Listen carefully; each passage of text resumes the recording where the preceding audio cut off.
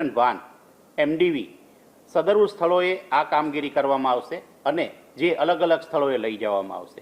મોરબી જિલ્લાની હેડક્વાર્ટર કચેરી, sub divisional SDM કચેરી, ઈવીએમ નિર્દેશન કેન્દ્ર બનાવવામાં આવશે, જ્યાં લોકોને ઈવીએમ અને વીવીપેટના ઉપયોગ અંગે માહિતગાર થાય અને જાગૃતિ વધારવાની કામગીરી કરવામાં આવશે.